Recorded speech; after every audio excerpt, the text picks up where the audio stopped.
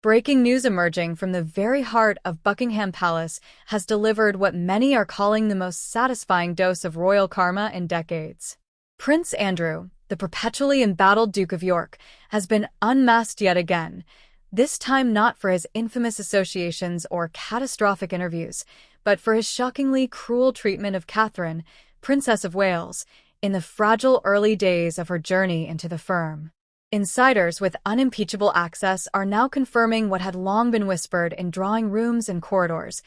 Andrew weaponized every ounce of his birthright to undermine, belittle, and systematically humiliate the young woman who had just become engaged to the future king. He demanded curtsies in private, enforced rigid deference at every turn, and made it crystal clear that, in his eyes, a self-made Middleton could never truly belong among the blue-blooded elite. He treated protocol not as tradition but as a bludgeon, reminding Kate, at every possible opportunity, that she was an outsider who needed to be kept firmly in her place. And now the man who once forced the future queen to dip before him must lower his own head to her. The exquisite irony is almost too perfect to be true. Palace sources close to Prince William reveal that the Prince of Wales, long known for his quiet intensity and fierce protectiveness over his wife, has reached the end of his patience. William is reportedly pressing King Charles to deploy the ultimate sanction: total, irreversible ostracization of his uncle. No more Christmas at Sandringham. No more tentative appearances on the Buckingham Palace balcony. No more access to royal residences or the thin veneer of institutional protection that Andrew has clung to like a life raft. In short, the nuclear option. Multiple respected royal commentators, among them Ephraim Hardcastle of the Daily Mail and the distinguished biographer Robert Hardman, have gone on record with details that make the blood run cold. Hardcastle describes Andrew as a man obsessed with the exalted status of blue blood, someone who genuinely believed that birth alone conferred permanent superiority. Kate, raised in a comfortable but emphatically non-aristocratic Berkshire home by parents who built a successful business through hard work rather than inheritance, represented everything Andrew disdained. To him, she was, in trade, an interloper who had somehow tricked her way to the heart of the monarchy.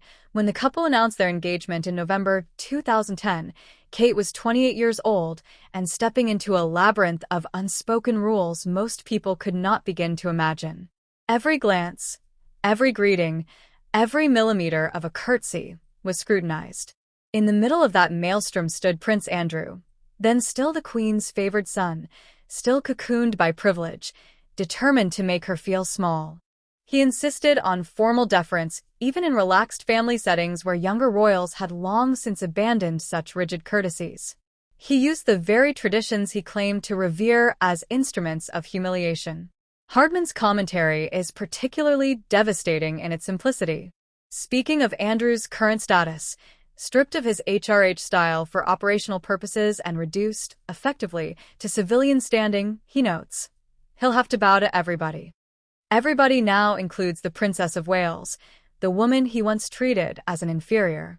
It includes his own daughters, Princess Beatrice and Princess Eugenie, who retain the blood royal status he has forfeited.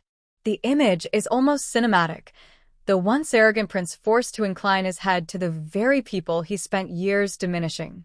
For those who have followed Catherine's trajectory from weighty Katie to the poised, universally admired figure she is today, the satisfaction is palpable.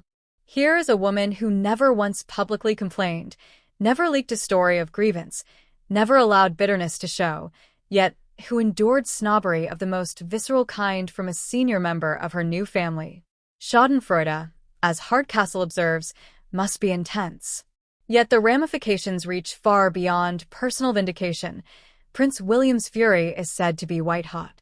Friends describe him as having carried quiet rage about his uncle's behavior for years, constrained only by the knowledge that any confrontation while Queen Elizabeth II still lived would have torn the family apart. Now, with his grandmother gone and his father on the throne, William apparently believes the time for half measures is over. Sources say he has told the king in no uncertain terms that Andrew's continued presence, even on the fringes, constitutes an active threat to the monarchy's future.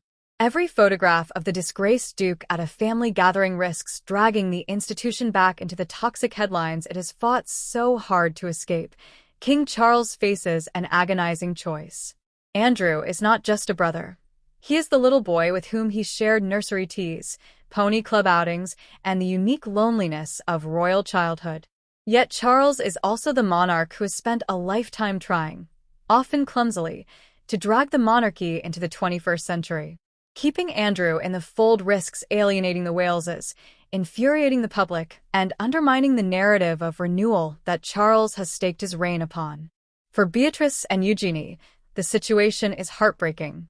They have worked tirelessly to rehabilitate their own images, undertaking charitable work and maintaining dignified silence through their father's scandals. Now they find themselves caught between loyalty to a flawed parent and the knowledge that he treated their cousin-in-law appallingly. Royal gatherings will never feel quite the same again. At its core, this scandal exposes the stubborn persistence of class prejudice at the very highest level of British society. The monarchy has modernized in countless ways.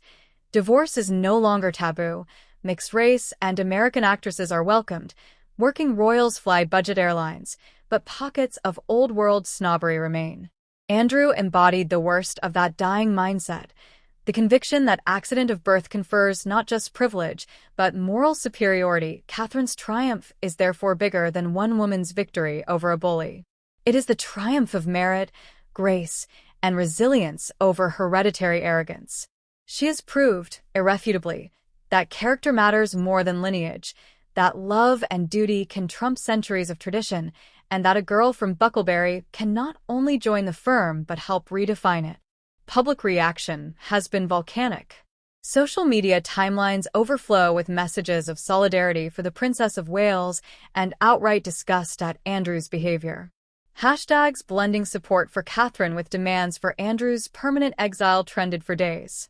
Even committed Republicans found themselves defending the future queen while renewing their critique of the system that once empowered her tormentor. Polling confirms what the anecdotes suggest. Catherine's approval ratings, already sky-high, have climbed still further. Andrew's, meanwhile, have plummeted to depths previously thought impossible. Newspapers that once tiptoed around royal scandal now editorialize openly about the need for a clean break. This is, in many ways, the final chapter of Prince Andrew's long fall from grace. The Epstein scandal destroyed his public life.